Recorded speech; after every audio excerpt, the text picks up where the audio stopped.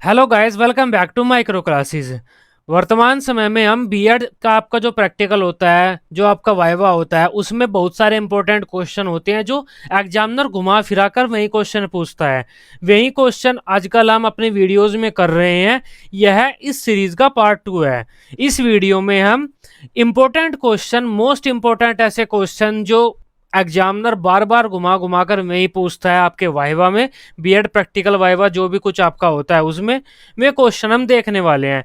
यह पार्ट 2 है। इसके अलावा जो दूसरे पार्ट हैं उनका लिंक आपको डिस्क्रिप्शन बॉक्स में, इसी वीडियो के डिस्क्रिप्शन बॉक्स में मिल जाएगा। इस वीडियो में हम मोस्ट इंपॉर्टेंट क्वेश्चन देखने वाले हैं जो आपके बीएड प्रैक्टिकल में पूछे जाते हैं। वाइवा होता है आपका और प्रैक्टिकल होता है, दो भाग में आपका वो जो एग्जाम होता है डिवाइड होता है। वाइवा में आपका जो एग्जामिनर है आपकी फाइल देखता है और क्वेश्चन पूछता है। प्रैक्टिकल में आपको टीचिंग करनी होती है, पढ़ाकर दिखाना होता है अपने एग्जामिनर को। प्रैक्टिकल इजी होता है, कोई दिक्कत नहीं आती, बस वाइवा में ही बच्चों को दिक्कत आती है। आप ये क्वेश्चन कर लीजिए, आपका काम आराम से हो जाएगा, कॉन्फिडेंट होकर जाना। सबसे पहला क्वेश्चन मोस्ट इंपॉर्टेंट जो पूछा जाता है बार बार, बीएड को लिखा कैसे जाता है। ऐसे और ऐसे दो तरीके होते हैं बीएड को लिखने के। यह तरीका आप अपने एग्जामिनर को बताना। अगर एग्जामिनर कहे बीएड को कैसे लिखेंगे आप शॉर्ट फॉर्म में, तब बी के बाद डॉट आएगा, ई डी के बाद डॉट आएगा। दो डॉट आते हैं आपके, एक तो ये वाला एक ये वाला। डी आपका स्मॉल में रहेगा लेकिन बी और ई दोनों कैपिटल में रहेंगे। अगर एग्जामिनर कहता है क्या कोई और तरीका भी है, तब आप यह लिख कर दिखाएंगे। या तो आप डॉट लगाएं तो दो लगानी होंगी, या फिर आप बिल्कुल भी ना लगाएं। यह होता है आपका एब्रेविएशन का रूल। पढ़ सकते हैं आप, कोई दिक्कत नहीं है। बीएड का पूरा नाम क्या है, यह भी बहुत बार पूछा जाता है। Bachelor of education. बच्चे यहाँ पर गलती कर देते हैं, bachelor in education, bachelor from education, कुछ भी कर देते हैं। बैचलर ऑफ एजुकेशन है। उसके बाद एग्जामिनर पूछ लेगा आपसे, अब हिंदी में बता दो कि बीएड का हिंदी में नाम क्या है। इंग्लिश में तो आपने रट लिया है। हिंदी में आपका नाम हो जाता है शिक्षा स्नातक, या फिर आपका शिक्षा शास्त्र से स्नातक भी आप कह सकते हैं। शिक्षा स्नातक आप कह दीजिए, आपका काम इतने से भी चल जाएगा। बीएड का हिंदी में जो पूरा नाम होता है वह शिक्षा स्नातक होता है। उसके बाद एग्जामिनर देखना चाहता है जो आपने टीचिंग की है, टीचिंग प्रैक्टिस आपको करनी होती है बीएड में। Micro, simulation, macro, mega, internship, कई तरह की टीचिंग आपको करनी होती है अपने बीएड में जब बीएड करते हैं। क्या आपने वो की हुई है, या फिर आप अपने घर पर बैठे रहे और सारी टीचिंग आपके पेपर में आपके टीचर ने कर दिया। आपको एक्सपीरियंस है या नहीं थोड़ा सा, उसके बारे में थोड़े से सवाल पूछेगा वह। माइक्रो टीचिंग आपने कहाँ की, कितने दिन की, क्या क्या किया उसमें। सिमुलेशन क्या होता है, macro teaching, mega teaching, internship, ये आपने कहाँ की, कितने दिन के लिए की। ऐसे क्वेश्चन आपसे पूछता है आपका टीचर। अब देखो, माइक्रो और सिमुलेशन आप अपने कॉलेज में ही करते हैं, और मैंने खुद देखा है कि बच्चे कह देते हैं सर माइक्रो टीचिंग हमने एक स्कूल में की है, यहीं पर है, वो बगल में ही स्कूल है उसमें की है हमने माइक्रो टीचिंग। माइक्रो टीचिंग आप अपने कॉलेज में करते हैं, और जब आपका एग्जामिनर पूछे माइक्रो टीचिंग आपने कहाँ की, तब आपको बताना है सर हमने अपने ही कॉलेज में की और अपने कॉलेज का नाम वह भी आप बताए, अच्छा रहता है प्रभावी। सिमुलेशन भी आपने अपने कॉलेज में की, अपने कॉलेज का नाम। लेकिन मैक्रो, मेगा और इंटर्नशिप ये आपने किसी दूसरे स्कूल में की हैं जाकर, उस स्कूल का आप नाम बताएंगे। कितने दिन के लिए की है वह आप अपने टीचर से पूछ लीजिए उन्होंने कितने दिन कराई है। हर बच्चा अगर अलग अलग आके बताएगा, एक बच्चा आया उसने एक हफ्ते की बताई, दूसरा स्टूडेंट आया उसने 5 दिन की बताई, जो मैक्रो टीचिंग या इंटर्नशिप जो भी हुई है आपकी, अब उससे दिक्कत आ जाएगी। एक तैयार कर लो, सब बच्चे डिसाइड करके सर एक हफ्ता हमारी चली है मैक्रो टीचिंग, माइक्रो टीचिंग जो भी है व्हाट्सोएवर, एक हफ्ता चली है, उसके अकॉर्डिंग ही आपको आंसर देना है। नेक्स्ट बात कर लेते हैं, जो आपकी माइक्रो टीचिंग होती है उसमें टोटल कितनी स्किल्स होती हैं। स्किल्स, कौशल आपके 13 या 14 कौशल होते हैं माइक्रो टीचिंग में। अलग अलग मनोवैज्ञानिक हुए हैं, शिक्षा शास्त्री, उन्होंने अलग अलग स्किल दी हैं। किसी ने 13 बताए हैं, किसी ने 14 बताए हैं, तो आप लगभग 13 या 14 कह सकते हैं, काम चल जाएगा आपका, क्योंकि उन्हें पता है कि लगभग इतने ही होते हैं। अलग अलग मनोवैज्ञानिक ने अलग अलग दी है। अब कक्षा में आने के बाद आप पढ़ाने जा रहे हैं, मान लीजिए किसी कक्षा में आप आ रहे हैं, सबसे पहला काम आप क्या करेंगे, यह एग्जामिनर क्वेश्चन पूछता है और बच्चे इसका ज्यादातर गलत जवाब देते हैं। बच्चे कहते हैं सर हम क्वेश्चन पूछेंगे बच्चों से, क्योंकि इंट्रोडक्टिव क्वेश्चन पूछते हैं आप जाने के बाद, जब अधिकतर बच्चों के यही याद रहता है। लेकिन यहाँ पर एक दिक्कत आ जाती है, कक्षा में जाने के बाद आप सबसे पहले ब्लैक बोर्ड एंट्री करते हैं। ब्लैक बोर्ड पे आप लिखते हैं, डेट वगैरह लिखते हैं। इसके अलावा कौन सा आपका पीरियड है, कितने टाइम के लिए है, वे चीज़ें आप लिखते हैं। यह भी आपका एग्जामिनर पूछ लेता है आपसे कि डेट कहाँ पर लिखते हैं। मान लीजिए ये आपका ब्लैक बोर्ड है, बाकी तो आप अपने टीचर से कंफर्म कर लेना एक बार, क्योंकि यह कॉलेज टू कॉलेज वेरी करता है, उनकी मर्जी है में कहाँ लिखाएं। लेकिन मैं आपको रूल बता रहा हूँ कहाँ पर लिखना होता है, एक फिक्स पैटर्न जो जनरली डिसाइड किया हुआ है। बाकी मर्जी है आपके कॉलेज वालों की, वे किस तरीके से चलना चाहें। यहाँ पर आपकी डेट लिखी जाएगी, यहाँ पर आपका पीरियड और ड्यूरेशन लिखा जाएगा, यहाँ पर आपका टॉपिक, सब्जेक्ट का नाम, क्लास वगैरह लिखी जाएगी। डेट, कौन सा पीरियड है, कितने टाइम के लिए पीरियड चलेगा, 20 मिनट के लिए, आधे घंटे के लिए, क्लास कौन सी है, टॉपिक आज का क्या है, सब्जेक्ट आज का क्या है, में 3 चीज आपके बीच में आएंगी। ये होता है आपका लिखने का तरीका बोर्ड पे। सबसे पहले आप ब्लैक बोर्ड एंट्री करते हैं, क्वेश्चन नहीं पूछते बच्चों से जाके। अब प्रस्तावना कौशल का क्यों प्रयोग करते हैं हम? माइक्रो टीचिंग की 13-14 स्किल होती हैं, किसी भी एक स्किल के बारे में टीचर पूछ लेगा ये होता क्या है। प्रस्तावना कौशल क्या होता है? सर बच्चों से जाके हम इंट्रोडक्टिव क्वेश्चन करते हैं, बच्चों को बताते हैं कि आज हम क्या पाठ पढ़ने वाले हैं, बच्चों के पूर्व ज्ञान को नवीन ज्ञान से जोड़ते हैं। इसके अलावा बच्चों को उत्तेजित करते हैं, उत्साह जगाते हैं उनमें कि आप अपने पाठ के लिए तैयार हो जाइए, आज हम इस पाठ को पढ़ने वाले हैं। ये होता है। इस काम को करने के लिए जिस कौशल का हम प्रयोग करते हैं उस कौशल को आपका प्रस्तावना कौशल कहते हैं। इंट्रोडक्शन स्किल, इंट्रोडक्टिव स्किल, आपका इंट्रोडक्टिव क्वेश्चंस, जो भी आप जिस प्रकार भी कहना चाहें।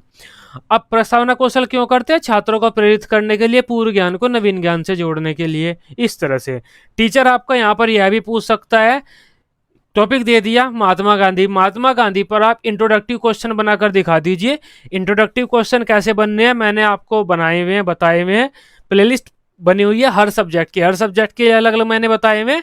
जो भी सब्जेक्ट आपका रहने वाला होता है, 2 सब्जेक्ट आपको बीएड में लेने होते हैं और आपकी मर्जी होती है कौन से आप लें। एनसीटीई के द्वारा कोई गाइडलाइंस नहीं है, आप एक हिंदी लेंगे, एक आप अंग्रेजी लेंगे या हिंदी लेंगे, एसएस लेंगे, आपकी मर्जी है जो लेना चाहें आप। बस डिपेंड करता है आप उसे चला पाएं, आपके पास वह ग्रेजुएशन वगैरह में हो और आप उसके टीचर बनने योग्य हो। ये बात है बस। अब बात कर लेते हैं आपका उद्दीपन परिवर्तन भी यह एक कौशल होता है, इसके बारे में बच्चे अधिक इतना जानते नहीं। उद्दीपन परिवर्तन क्या होता है आपका कौशल? आपको एक जगह फिक्स होकर नहीं पढ़ाना है, आपको चलते फिरते रहना है, फेस के जेस्चर बदलने हैं, कभी गुस्से में आपको पढ़ाना है, कभी हंसकर आपको पढ़ाना है, कभी आपको घूमकर पढ़ाना है, क्लास में घूम घूम कर, कभी सामने खड़े होकर आप पढ़ा सकते हैं। इससे बच्चे बोर नहीं होते। ऐसा काम हमें करना है जिससे बच्चों की कक्षा में रुचि बनी रहे, बच्चे बोर न हो। उस कौशल को हम कहेंगे उद्दीपन परिवर्तन कौशल। बाकी कौशल आप पढ़ सकते हैं, इसके अलावा मैंने वीडियोज भी बनाई हुई हैं, प्लेलिस्ट पड़ी हुई है, जाकर आप चेक कर सकते हैं। ये क्वेश्चन मोस्ट इंपॉर्टेंट है, बहुत बार पूछा जाता है क्योंकि बच्चे गलतियां करते हैं। पुनर्बलन किसे कहा जाता है? यह क्वेश्चन भी एग्जामिनर पूछता है। ऐसा कोई कार्य है जिसके द्वारा हम किसी अनुक्रिया में वृद्धि कर सकते हैं, उसे हम कहते हैं पुनर्बलन। बच्चे पढ़ाई नहीं कर रहे हैं, हम उन्हें टॉफी देंगे जिससे वे पढ़ने लगे, मतलब उनके पढ़ने की जो क्रिया थी उसे अनुक्रिया बोलते हैं हम, उसमें वृद्धि हो गई, इसे क्या कहेंगे हम? पुनर्बलन।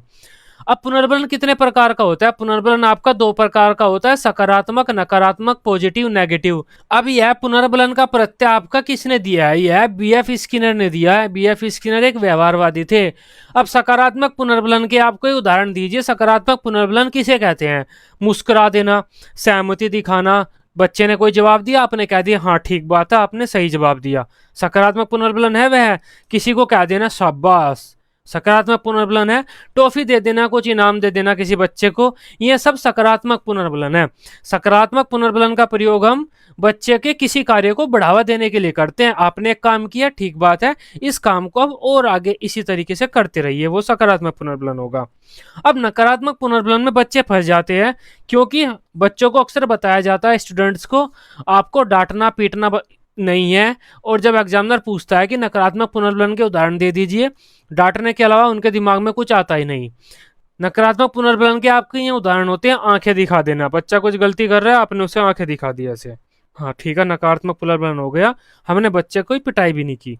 गर्दन हिलाना, बच्चे ने गलत जवाब दिया, हमने ऐसे कर दिया, गलत है भाई आपका जवाब तो, अच्छा, तब यह नकारात्मक पुनर्बलन हो गया। मौन हो जाना, आपकी क्लास में आप पढ़ा रहे हैं और बच्चे मधुमक्खियों की तरह कर रहे हैं, भिन भिन भिन भिन भिन भिन भिन भिन करते रहते हैं ना, गुनन गुनन गुनन गुनन क्लास में चलता रहता है बच्चों का, चुप हो जाइए बिल्कुल, और बच्चों की तरफ को देखने लगी ऐसे, बिल्कुल चुप।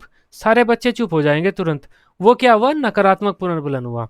अब पाठ योजना क्या होता है यह भी आपसे पूछ लिया जाता है। पाठ योजना क्या होता है, इकाई योजना क्या होता है यह भी पूछ लिया जाता है, ये तो आपको पता होगा। अब पाठ योजना में किस प्रकार के बच्चों का समावेशन होता है, इसका जवाब नहीं दे पाते बच्चे। सभी बच्चों का, सामान्य बच्चों का भी कह देते हैं कभी कभी कि सामान्य प्रकार के जो स्टूडेंट्स हैं हमारे, सामान्य स्टूडेंट्स को देखकर हम अपनी पाठ योजना बनाएंगे। गलत है। हमारी क्लास में जितनी प्रकार के भी स्टूडेंट्स हैं, सभी स्टूडेंट्स को देखकर हम उनके अकॉर्डिंग पाठ योजना बनाते हैं। आपने बहुत सारे लेसन प्लान बनाए होंगे, टीचर के आप पास गए, अपने एग्जामिनर के पास, उसे लेसन प्लान आपने दे दिए। लेसन प्लान टीचर ने, आपका एग्जामिनर ने खोल लिया।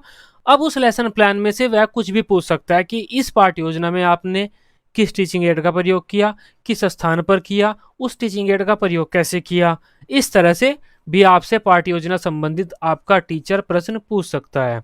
किसी भी प्रकरण मतलब आपने जो टॉपिक पढ़ाए हुए हैं माइक्रो टीचिंग सिमुलेशन इंटर्नशिप में, उनमें से कोई भी एक उठा लेगा वह।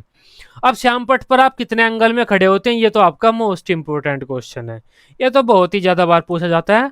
आप 45 डिग्री पर खड़े होते हैं, श्याम पट है, यहाँ पर आप ऐसे खड़े होकर हल्का सा झुककर लिखते हैं। यहाँ पर आप हल्का सा झुककर लिखते हैं, बिल्कुल सीधे खड़े होकर नहीं लिखते। 45 डिग्री पर हल्का सा झुककर लिखते हैं। श्यामपट पर खड़े होने का जो एंगल है 45 डिग्री है। हमारा वर्तमान शिक्षा मंत्री कौन है?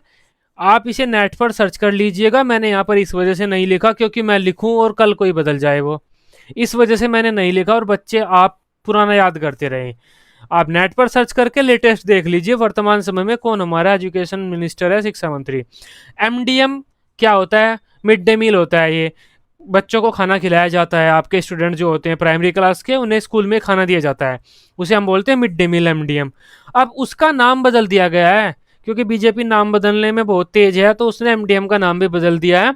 उसका नया नाम है प्रधानमंत्री पोषण शक्ति निर्माण योजना। यह क्वेश्चन भी एग्जामिनर पूछ सकता है आपसे क्योंकि नया नाम चेंज किया गया है इसका।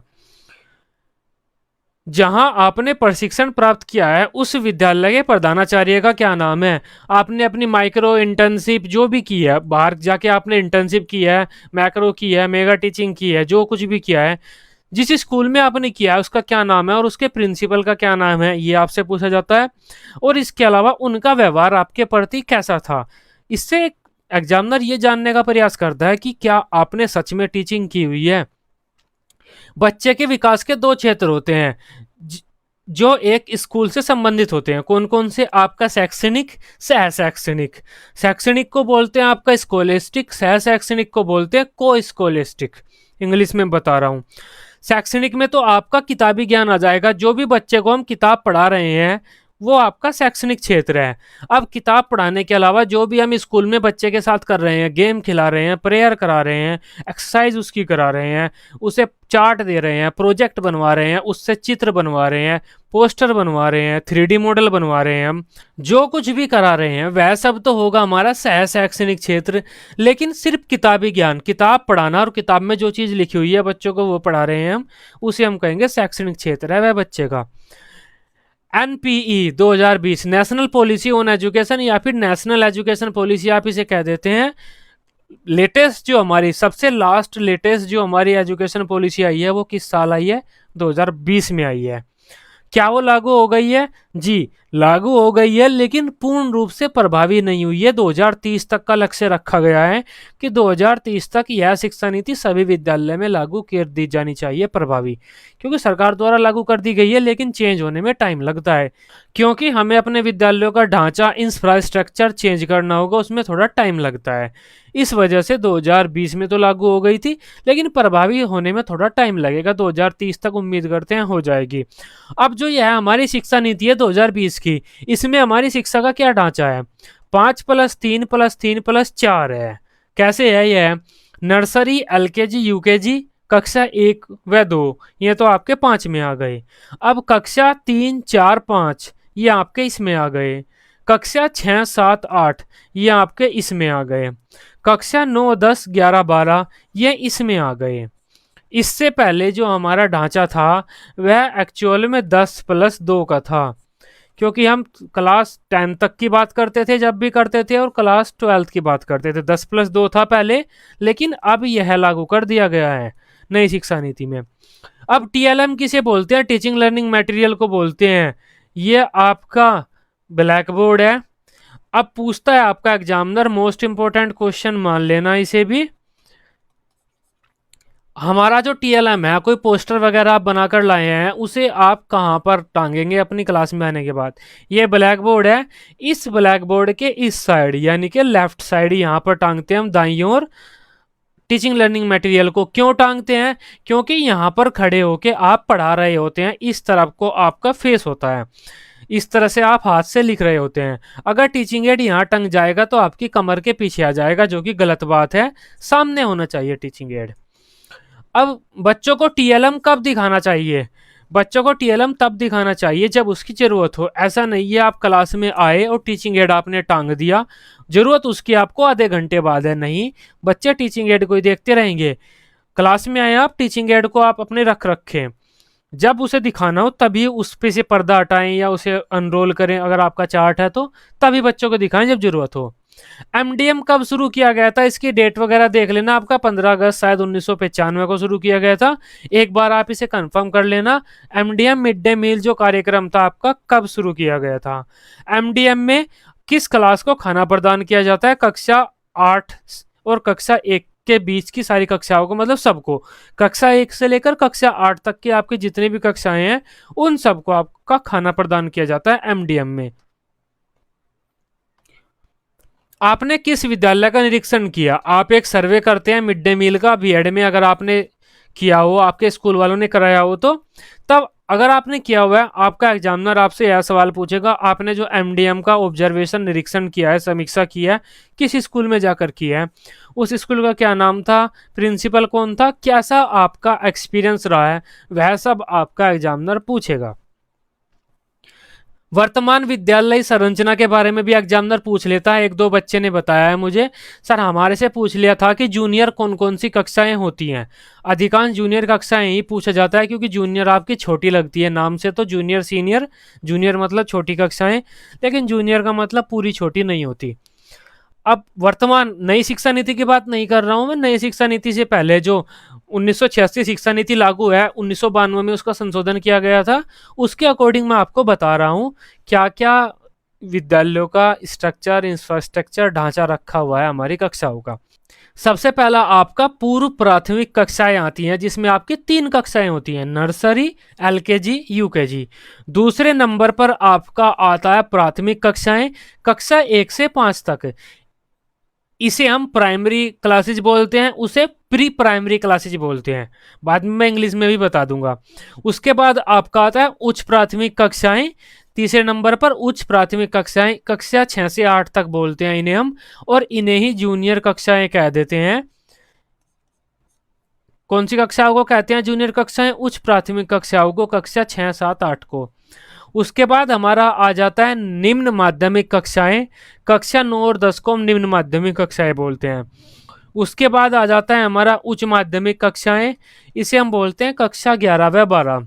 उसके बाद आता है हमारा उच्च कक्षाएं, यह कक्षा 12th के बाद का होता है आपका, यूनिवर्सिटी लेवल पर जो आपकी क्लासेज होती हैं उन्हें हम उच्च कक्षाएं बोलते हैं। इसे हम प्री प्राइमरी क्लासेज बोलते हैं, इसे प्राइमरी क्लासेज बोलते हैं, इसे हायर प्राइमरी क्लासेज बोलते हैं, इसे लोअर सेकेंडरी क्लासेज बोलते हैं, इसे हायर सेकेंडरी क्लासेज बोलते हैं, इसे हायर क्लासेज बोलते हैं हम। ये हमारा हो जाता है स्ट्रक्चर एजुकेशन का करंट सिस्टम में, जो अब चल रहा है। नई शिक्षा नीति पूरी तरह से लागू नहीं हुई है। अब आपसे पूछ लिया जाता है दार्शनिक का नाम बता दीजिए, किसी इजी सा क्वेश्चन है, महात्मा गांधी, रविंद्रनाथ टैगोर, इसके अलावा हमारा जो काफ़ी सारे स्कॉलर्स हुए हैं उनके नाम ले सकते हैं, या फिर आपका जॉन डेवी, सुकरात, अरस्तु, फ्रोबेल, इनके भी नाम ले सकते हैं आप। उसके बाद आपसे थोड़ी स्कीम वगैरह के बारे में पूछ लिया जाता है, शिक्षा की जो स्कीम वगैरह चलती है। SSA सर्व शिक्षा अभियान क्या है? सर्व शिक्षा अभियान सभी बच्चों को शिक्षा प्रदान करने के लिए एक अभियान चलाया गया था, उसे सर्व शिक्षा अभियान बोलते हैं। थोड़ा सा इसके बारे में पढ़ लेना। NCF क्या होता है? हमारे विद्यालयों में सिलेबस क्या रहेगा, पाठ्यक्रम क्या रहेगा, टीचर कौन कौन सी किताब पढ़ाएगा, उसके लिए हमारी सरकार द्वारा एक एनसीएफ बनाया जाता है, नेशनल करिकुलम फ्रेमवर्क, राष्ट्रीय पाठ्यचर्या रूपरेखा। मतलब हमारी जो पाठ्यचर्या होगी उसकी रूपरेखा कैसी रहेगी, उसे हम बोल देते हैं एनसीएफ की हमारे सिलेबस में कौन कौन से सब्जेक्ट रहेंगे। आरटीई राइट टू एजुकेशन सन 2009 में ये एजुकेशन का एक्ट लाया गया था, कानून बना दिया गया था। 6 से 14 साल के सभी बच्चों को निःशुल्क तथा अनिवार्य शिक्षा प्रदान की जाएगी, कानून है ये है अब। और अगर इसकी बात की जाए तो यह मूल अधिकार है एक। एनसीटीई क्या होता है, शिक्षा जो होती है उसमें कई क्षेत्र होते हैं। अगर प्रशिक्षण की बात की जाए, हम शिक्षक बना रहे हैं, शिक्षक प्रशिक्षण, एनसीटीई हमारा शिक्षक प्रशिक्षण से संबंधित होती है। जैसे हम बीएड बीटीसी कर रहे हैं तो बीएड बीटीसी का पूरा क्षेत्र एनसीटीई देखेगी।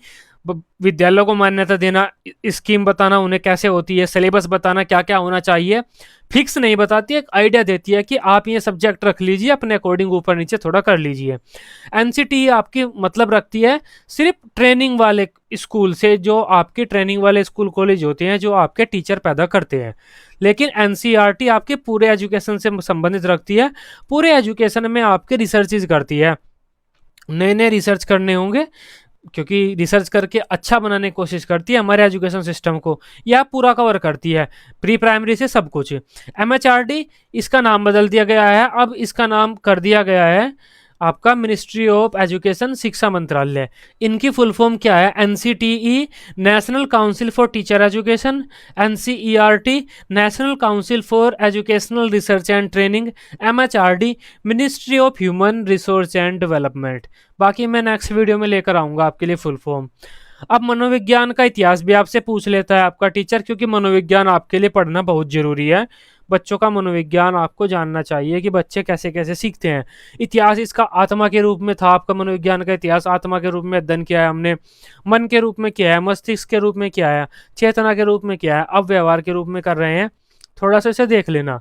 बाकी मैंने ये भी अपना वीडियो जो रेगुलर क्लासेस ली थी उनमें बताया हुआ है सब कुछ। अब मनोविज्ञान का शाब्दिक अर्थ क्या है, मन प्लस विज्ञान बराबर मन का विज्ञान, और मन के विज्ञान को हम बोलते हैं मस्तिष्क का विज्ञान। इंग्लिश की बात की जाए तो इसे साइकोलॉजी बोलते हैं, साइकोलॉजी नहीं बोलते, साइकोलॉजी नहीं बोलते, साइकोलॉजी साइकोलॉजी बोलते हैं, साइकोलॉजी नहीं बोलते। साइकोलॉजी का मतलब होता है आपका आत्मा का अध्ययन। और शिक्षा मनोविज्ञान का पिता किसे कहा जाता है, थॉर्नडाइक को कहा जाता है। थॉर्नडाइक आपके व्यवहारवादी थे। वर्तमान समय में मनोविज्ञान में हम किसका अध्ययन करते हैं, मनोविज्ञान में किस चीज का अध्ययन करते हैं, व्यवहार का अध्ययन करते हैं। अधिगम किसे बोलते हैं, सीखने को ही अधिगम बोलते हैं। सीखना होता है ना जो, सीखना, सीखना शब्द का पर्यायवाची होता है अधिगम, बहुत से बच्चों को नहीं पता होता है। अधिगम के नियम और सिद्धांत, आपके तत्परता अभ्यास प्रभाव के नियम थे थॉर्नडाइक के। आपका मानसिक बहुवांशिक सह समानता, ये भी आपके थॉर्नडाइक के नियम थे, गौड़ नियम। इनमें से क्वेश्चन पूछा जा सकता है। अधिगम के जो सिद्धांत थे, जो आपके स्किनर का सिद्धांत है, पवलोव का सिद्धांत है, गेस्टाल्ट का सिद्धांत है, थॉर्नडाइक का सिद्धांत है, इनमें से क्वेश्चन बनेगा। ज्यादातर यह बनता है कि गेस्टाल्ट शब्द का शाब्दिक अर्थ क्या है, पूर्णाकार, संपूर्णाकार या फिर पूर्णाकार। गेस्टाल्ट शब्द का शाब्दिक अर्थ होता है समग्राकार, संपूर्णाकार, पूर्णाकार। यह है। विज्ञान किसे बोलते हैं, क्योंकि आपने आईसीटी टेक्नोलॉजी का सब्जेक्ट पढ़ा हुआ है, बताइए आप विज्ञान किसे बोलते हैं। विज्ञान बोलते हैं हम किसी भी विषय के क्रमबद्ध व सुव्यवस्थित ज्ञान को ही विज्ञान बोलते हैं। क्रमबद्ध व सुव्यवस्थित ज्ञान विज्ञान कहलाता है। कंप्यूटर की कौन सी जनरेशन चल रही है, कई बच्चों ने मुझे बताया सर, हमसे यह क्वेश्चन भी पूछा था, कंप्यूटर की कौन सी जनरेशन चल रही है। 5वीं जनरेशन चल रही है कंप्यूटर की अभी, और उस जनरेशन का क्या नाम है, आर्टिफिशियल इंटेलिजेंस है उस जनरेशन का नाम। पहली जनरेशन में तो हमने डायोड का यूज किया था, बड़े बड़े आपके कैप्सूल टाइप में डायोड होते थे, उनका प्रयोग किया था, साइंस वाले बच्चे समझ जाएंगे। दूसरी जनरेशन में हमने ट्रायोड का प्रयोग किया था। तीसरी जनरेशन में हमने आईसी चिप का प्रयोग किया था, आईसी बोलते हैं उन्हें, आपने नाम भी सुना होगा, हमारे टीवी की आईसी खराब हो गई। चौथी जनरेशन में हमने सीपीयू का प्रयोग किया था। 5वीं जनरेशन में हम अब आर्टिफिशियल इंटेलिजेंस की तरफ बढ़ रहे हैं, कृत्रिम बुद्धि। सहायक सामग्री क्या है, टीएलएम आपका टीचिंग लर्निंग मटेरियल, उसमें से आपके बहुत सारे क्वेश्चन बनते हैं। श्रव्य सहायक सामग्री क्या होता है, दृश्य क्या होता है, श्रव्य दृश्य क्या होता है, प्रक्षेपी क्या होता है, अप्रक्षेपी क्या होता है, इसके ऊपर पूरी वीडियो मैंने बनाई हुई है। यहाँ से भी आपके क्वेश्चन पूछ ले जाते हैं कि जो आपका रेडियो है, बता दीजिए वह किस प्रकार की सहायक सामग्री है, या फिर आप एक किसी अप्रक्षेपी सहायक सामग्री का उदाहरण दे दीजिए। इस तरह के आपके सवाल बनेंगे पेपर में। टीवी किस प्रकार की सहायक सामग्री है? हमारी श्रव्य दृश्य सहायक सामग्री है, ऑडियो विजुअल एड्स। ये सवाल बनने वाले हैं। बीएस ब्लूम से सवाल बनेंगे, आरसीएम से सवाल बनेंगे। बीएस ब्लूम ने आपके 3 भागों में बांटा था उद्देश्यों को: ज्ञानात्मक, भावात्मक, क्रियात्मक, कोग्निटिव, अफेक्टिव, साइकोमोटर। अब ज्ञानात्मक तो आप रट देना, ज्ञान, बोध, प्रयोग, विश्लेषण, संश्लेषण, मूल्यांकन। भावात्मक, क्रियात्मक आपके याद हो या ना हो, लेकिन ज्ञानात्मक से ही ज्यादातर सवाल पूछे जाएंगे। ज्ञानात्मक तो आप रट देना। अपने विषय की कोई 2 शिक्षण विधि बताओ। आप हिंदी पढ़ाते हैं, इंग्लिश पढ़ाते हैं, सामाजिक पढ़ाते हैं, विज्ञान पढ़ाते हैं, भूगोल पढ़ाते हैं, इसके अलावा आप संस्कृत पढ़ाते हैं, कॉमर्स पढ़ाते हैं। जो आपका सब्जेक्ट है उसकी 2 शिक्षण विधि बताइए। ये आप जानते होंगे जो भी आपका सब्जेक्ट है। भाषा अर्जन और भाषा सीखने में क्या अंतर है? ये क्वेश्चन भी एक बच्चे ने बताया था, सर मेरे से यह पूछा गया था, वह बच्चा हिंदी का था। हिंदी या इंग्लिश के बच्चे से यह सवाल पूछ लिया जाता है, भाषा अर्जन क्या होता है, भाषा सीखना क्या होता है। जब बच्चा पैदा होता है, पैदा होने के बाद उसके आसपास सब लोग भाषा बोल रहे होते हैं, उसे भाषा को सुन सुनकर बच्चा भाषा बोलने लगता है, उसे तो हम बोलते हैं भाषा अर्जन। लेकिन भाषा विद्यालय में जाने के बाद कोई दूसरी भाषा सीखता है बच्चा, उसे हम बोलेंगे भाषा सीखना। हम लोग अगर अपनी बात करें तो हमने हिंदी भाषा अर्जन किया है और इंग्लिश जो की है वह भाषा सीखी है। भाषा सीखना कोई दूसरी भाषा सीखना, भाषा अर्जन मतलब बिना स्कूल में जाए भाषा को बोलना सीख लेना, उसे हम भाषा अर्जन बोलते हैं। मातृभाषा क्या होता है, राजभाषा क्या होता है, राष्ट्रभाषा क्या होता है? भाषा के स्वरूप। सर्च कीजिएगा, वीडियो आपको मिल जाएगी, कई स्वरूप मैंने बताए हुए हैं। भाषा कितने प्रकार के स्वरूप होते हैं, भाषा के कौन कौन से रूप होते हैं, यह क्वेश्चन भी एग्जामिनर पूछता है। कोई शिक्षण विधि किसने दी और उसमें क्या क्या होता है? शिक्षण विधि के बारे में भी सवाल पूछेंगे। कोई शिक्षण विधि किसने दी? जैसे अनुवांशिकता किसने दिया? अनुवांशिकता का जनक कौन है? जॉन मेंडेल है। साइंस वालों से पूछ लिया जाता है। एक बार तो आर्ट वाले बच्चे से पूछ लिया था, क्योंकि आईक्यू का क्वेश्चन है, जनरल नॉलेज का पता होना चाहिए आपको। योजना विधि किसने दी है? योजना विधि हमारे किलपैट्रिक साहब ने दी है। और किलपैट्रिक कौन था? जॉन डीवी का शिष्य था। एक बार यह भी पूछ लिया था। और जो आपकी खेल विधि किसने दी है? खेल विधि दी है कि मैं खेल खेल में खाना बना लेता हूँ, हेनरी कुक ने। हेनरी कुक ने दी है खेल विधि, क्योंकि यह खेल खेल में खाना बना लेता था।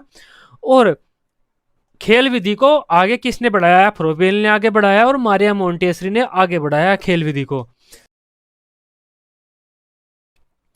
किंडरगार्टन विधि किसने दी है? किंडरगार्टन विधि हमारे फ्रोबेल ने दी है। आपका एलकेजी और जो आपका यूकेजी है ना, लोअर किंडरगार्टन, अपर किंडरगार्टन, ये भी आपके फुल फॉर्म में आ जाता है। और ये किसने दिए हैं? ये फ्रोबेल ने दिए हैं। किंडरगार्टन किस भाषा का शब्द है? जर्मन भाषा का शब्द है। किंडरगार्टन शब्द का शाब्दिक अर्थ क्या होता है? बच्चों का बागीचा। जर्मन भाषा में बच्चों के बागीचा बोलते हैं। फ्रोबेल एक बार पार्क में घूम रहा था, पेड़ पौधे फूल अच्छे लग रहे थे उसे, कुछ पशु वहां पर मस्ती में घूम रहे थे, तो फ्रोबेल ने सोचा कि यही प्राकृतिक माहौल हमें अपने बच्चों को भी देना चाहिए, वे मस्ती में खेलते खेलते सीखें। खोज विधि की खोज किसने की है? आर्मस्ट्रॉन्ग ने की है। प्रश्नोत्तर विधि आपके सुकरात हो जाते हैं, समस्या समाधान भी सुकरात हो जाते हैं। सारी विधि मैंने आपको पढ़ाई हुई है अपनी रेगुलर क्लासेस में। अभिकर्मित अनुदेशन आपका स्किनर, रेखीय अभिकर्मित अनुदेशन आपका स्किनर, साखी अभिकर्मित अनुदेशन आपका क्राउडर, अवरोह अभिकर्मित अनुदेशन आपका गिलबर्ट। यही आपके 3-4 पूछता है एग्जामिनर, इसके बाहर नहीं पूछता। शंकु प्रतिमान आपका एडगर डेल ने दिया है। शंकु प्रतिमान में क्या दिया है एडगर डेल ने? शंकु प्रतिमान में एडगर डेल ने दिया है बहु इंद्रिय अनुदेशन। जितनी इंद्रिया बढ़ाएंगे बच्चे के उतना इंटेलिजेंट होंगे बच्चे, उतने अच्छे से सीखेंगे। बुनियादी शिक्षा किसने दी है? महात्मा गांधी ने दी है बुनियादी शिक्षा। बुद्धि परीक्षण का निर्माण किसने किया है? बीने साहब ने किया है। जो फर्स्ट बुद्धि परीक्षण है, बीने प्लस साइमन। साइमन अगर 2 बताना चाहें 2 बता सकते हैं, बीने व साइमन 2 ने मिलकर किया है। महत्वपूर्ण भूमिका में बीने थे। बुद्धि लब्धि किसे बोलते हैं? आईक्यू को बोलते हैं। आईक्यू की फुल फॉर्म क्या होती है? Intelligence quotient. इंटेलिजेंस क्यूसेंट बोलते हैं आईक्यू को। आईक्यू का क्या फॉर्मूला है? मोस्ट इंपोर्टेंट क्वेश्चन, बहुत पूछा जाता है आईक्यू का फॉर्मूला। मानसिक आयु बटे वास्तविक आयु मल्टीप्लाई बाय 100। इंटेलिजेंस क्यूसेंट बराबर हो जाएगा mental as upon chronological S multiply by 100। शिक्षा किसे बोलते हैं? कुछ नया ज्ञान ग्रहण करना, ही शिक्षा कहलाता है। कोई भी ऐसी चीज़ जो आपके व्यवहार में वांछित अपेक्षित परिवर्तन करे, शिक्षा कहलाती है। शिक्षा की आप 2-3 डेफिनेशन रट लेना, 3-4 2-3 जितनी भी आप रटना चाहें। किस किस की रटें आप? गांधी जी की जरूर रट लेना। जो हमारे गांधी जी हैं उनकी डेफिनेशन आप जरूर रट लेना, पहली बात तो ये हो जाती है।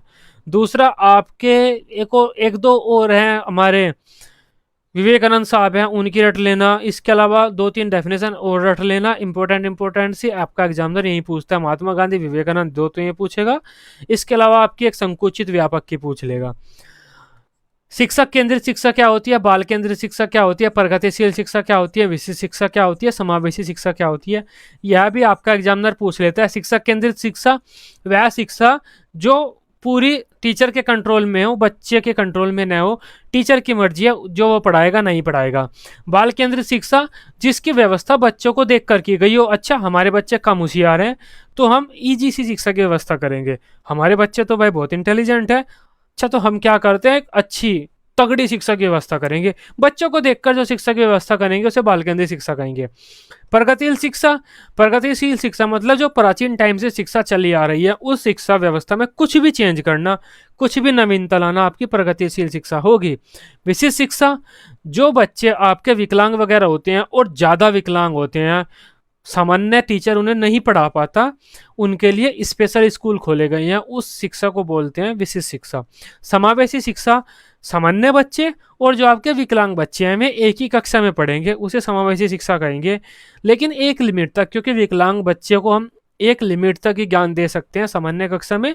अगर ज़्यादा अधिक विकलांगता है या बच्चे को ज़्यादा समस्या है तब हम उसे समावेशी कक्षा में नहीं ज्ञान दे सकते, उसे विशिष्ट शिक्षा में भेजना पड़ेगा।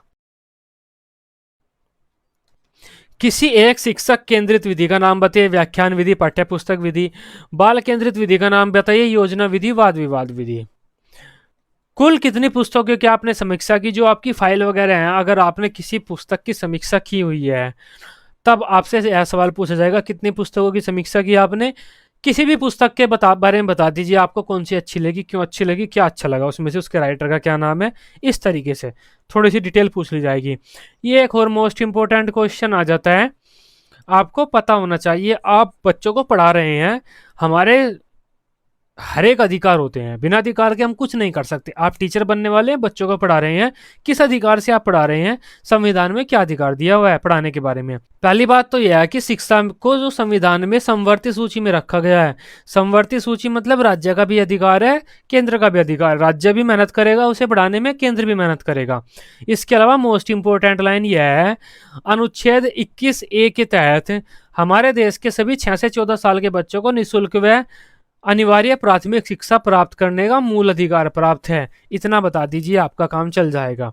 स्मार्ट कक्षाएं किसे बोलते हैं? एलईडी वगैरह, कंप्यूटर वगैरह, इंटरनेट वगैरह की जो तकनीकी के साधन जिस कक्षा में मौजूद है उसे हम स्मार्ट कक्षा बोलेंगे। यह भी मोस्ट इंपोर्टेंट क्वेश्चन आपका आ जाता है। 3H और 3R क्या होता है? पहले 3R था, लेकिन महात्मा गांधी ने कहा 3R गलत होता है, महात्मा गांधी ने 3H को प्रमोट किया। 3R का मतलब होता है रीड, राइट एंड अर्थमेटिक। इसमें R का है, एक R ये रहा, एक R ये रहा, एक R ये रहा। इसका मतलब है अगर कोई बच्चा शिक्षा ग्रहण कर रहा है, उसका मतलब है उस पर पढ़ना आना चाहिए, लिखना आना चाहिए और साधारण गणित आना चाहिए। अर्थमेटिक मतलब गणित, साधारण गणित, जोड़ घटा गुणा भाग आपको आनी चाहिए, संक्रियाएं। महात्मा गांधी ने कहा यह सिद्धांत हमारा गलत है। अगर कोई बच्चा शिक्षा सीख रहा है या शिक्षा प्राप्त कर रहा है, उसका मतलब होता है 3H, हेड, हैंड और हार्ट। मतलब उसके मस्तिष्क का विकास हो, हाथों का विकास हो और दिल का विकास हो। मतलब उसके ज्ञान में वृद्धि हो। हाथों का विकास मतलब काम करना है उस पर। हार्ट मतलब उसकी भावनाओं में वृद्धि हो, लड़ाई झगड़ा न करे, अच्छा स्थिर व्यक्ति हो संवेगात्मक रूप से। ये महात्मा गांधी ने कहा था। स्वर व्यंजन वर्णमाला में से आपके काफी क्वेश्चन पूछे जाते हैं। अगर आपने कोई भी फाइल बनाई है, लैंग्वेज की फाइल, ईपीसी की फाइल, कोई भी फाइल बनाई है, तब आपसे यह क्वेश्चन पूछा जाएगा। या फिर आप हिंदी या इंग्लिश के टीचर बनने वाले हैं तब ये क्वेश्चन आपसे पूछे जाएंगे।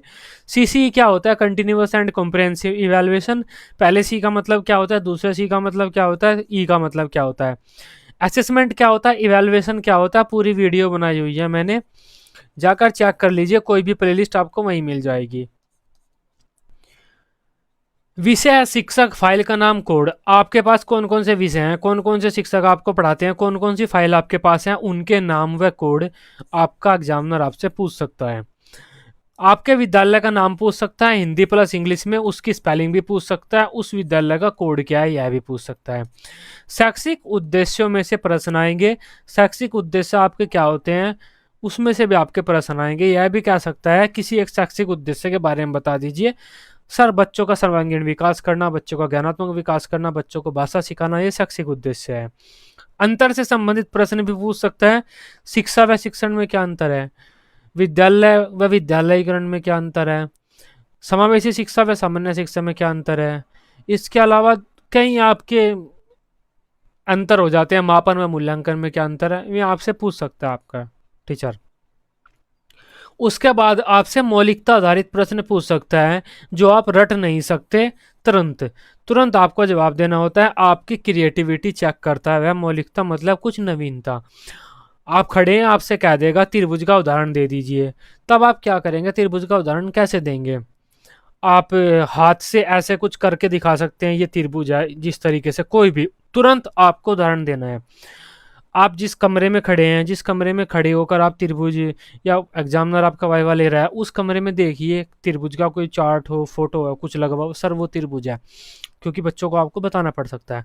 3D का एग्जाम्पल दे दीजिए, 3D क्या होता है, तुरंत आपको बताना होगा, सर जो ये हाथ है 3D है, क्योंकि इसमें लंबाई, चौड़ाई, ऊंचाई तीनों चीज़ है। कोना, कोना, कॉर्नर जो भी आप बोलते हैं, किसी भी कमरे का जो कॉर्नर है, कोना, उसे आप दिखा सकते हैं, सर वो जो कोना है या कॉर्नर है वो आपका 3D का एग्जाम्पल है। अगर आप भाषा से संबंधित हैं, ड्रॉप का एग्जाम्पल दीजिए, कुछ चीज़ आपको कॉपी वगैरह कुछ चीज़ छोड़नी होगी, सर ये ड्रॉप है। थ्रो, कुछ चीज़ फेंकनी होगी, सर ये थ्रो है। स्माइल का एग्जाम्पल दो, हंस कर दिखाना होगा। वस्तु विनिमय का एग्जाम्पल दो, सर मुझे ये मार्कर मेरे पास दो हैं और आपके पास किताब दो हैं, आप ये किताब ले लीजिए, सॉरी मार्कर ले लीजिए और वो किताब मुझे दे दीजिए।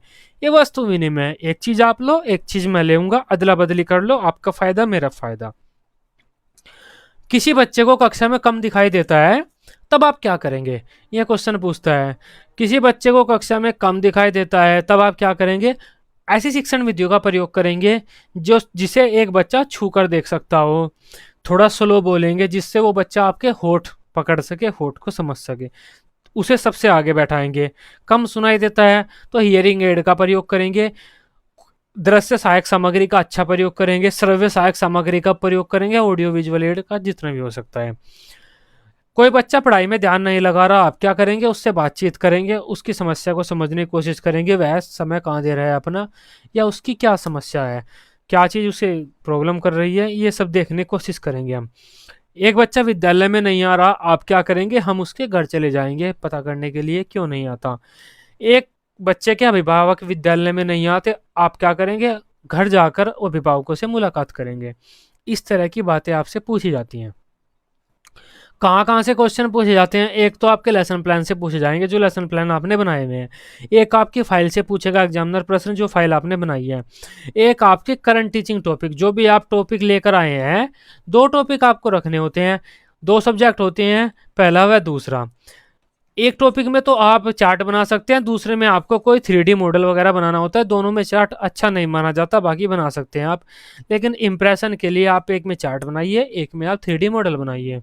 इस तरीके से पेडागोजी सब्जेक्ट जो भी आपके रहने वाले होते हैं, दो पेडागोजी सब्जेक्ट आपके होते हैं, English Hindi, English SS, math, आपका साइंस जो भी होगा आपके पास, उनमें से आपके क्वेश्चन पूछे जाएंगे। इसके अलावा जो बीएड के सभी सिलेबस या सभी जो आपके क्वेश्चन होते हैं, जो भी आपके पूरा पाठ्यक्रम है बीएड का, जितने भी सब्जेक्ट आपने साल में पढ़े हैं, उन सब्जेक्ट में से कोई भी क्वेश्चन आपका पूछा जाता है। यहाँ से यहाँ तक आपके इतने प्रश्न पूछे जाते हैं बीएड के पेपर में। ये आपका ख़त्म हो गया, यहाँ पर आपका सभी ख़त्म हो जाते हैं। जितने क्वेश्चन मैंने लिए थे मोस्ट इम्पोर्टेंट, सभी क्वेश्चन मैं कवर कर चुका हूँ। काफ़ी बड़ी वीडियो हो गई है, मैं भी थक चुका हूँ। अब देखते हैं कुछ बचता है तो नेक्स्ट वीडियो में कवर करने की कोशिश करेंगे हम। अब आपके इंपॉर्टेंट क्वेश्चन जो बच गए में बच गए फुल फॉर्म से संबंधित। फुल फॉर्म आपकी बहुत पूछी जाती है, फुल फॉर्म पूछना बहुत आसान होता है। एनसीटी की फुल फॉर्म बता दो, आपका एग्जामिनर आपसे आराम से पूछ लेगा। आपके फुल फॉर्म से संबंधित प्रश्न बच गए और सीडी वगैरह से संबंधित प्रश्न बच गए, मैं नेक्स्ट वीडियो में लेने की कोशिश करूंगा। Till then bye bye, take care.